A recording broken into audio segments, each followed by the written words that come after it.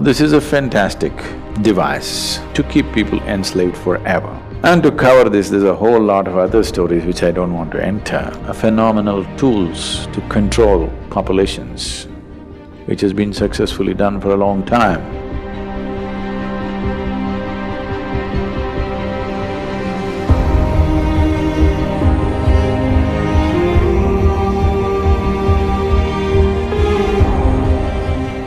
It depends on how we shaped ourselves. If we become wonderful human beings, it's one thing. If we have become an ugly manifestation of humanity, definitely it's an original sin. It's a mistake. Sin is too strong a word, maybe it's a mistake. So too many mistakes are being made in the world, no question.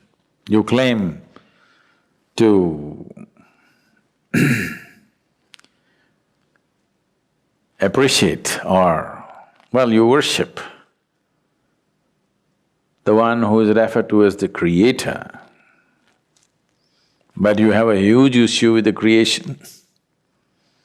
If you do not appreciate the creation, why the hell should you worship the creator? Someone who made such a bad job of this, the only way you can even be born is through sin, I think he must be banished. Now, this is a fantastic device to keep people enslaved forever. If you do not even allow them to come to terms with their biology, they'll never come to terms with anything in their life. Always they will be dependent on an institution or a person or something who claims to have connections.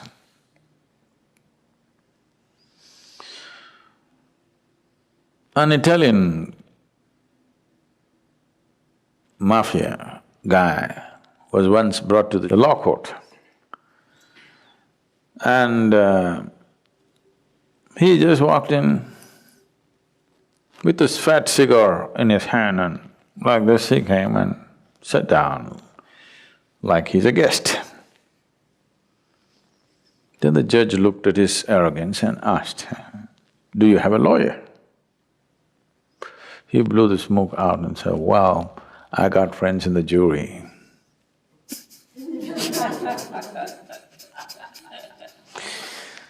So people who are supposed to have connections elsewhere, you will always be enslaved to them because you feel guilty about your biology. This whole thing goes into more grosser and grosser states. So except in certain cultures, everywhere else where dominant religious beliefs were spread, in all those cultures, unfortunately, they make you feel guilty of your very existence, because that way you will always be enslaved to whatever they have set up. Something so fundamental as the menstrual cycles in a woman, she has to feel guilty about it and she's impure. Her existence is impure.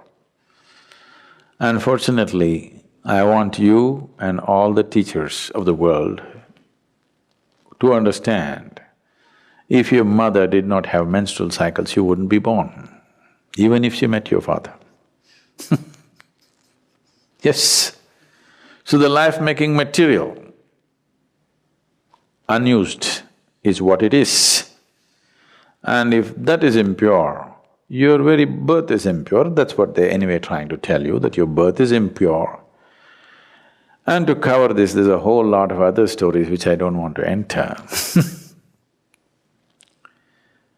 Once you are not in terms with your own physical existence, you essentially will never ever be in terms with any other dimension of your life. This itself will cover you forever.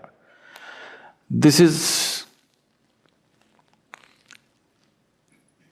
a fantastic trick to keep you enslaved forever. No wonder institutions have lasted Though they've lost their relevance, they stay simply because your existence, your very existence, you're guilty of. If you're guilty of your very existence, that means one or that which is the source of creation should be even more guilty. You are eternally guilty, and that which has created all this must be even more carrying the burden of guilt. Guilt and fear have been phenomenal tools to control populations, which has been successfully done for a long time. It's time this is broken.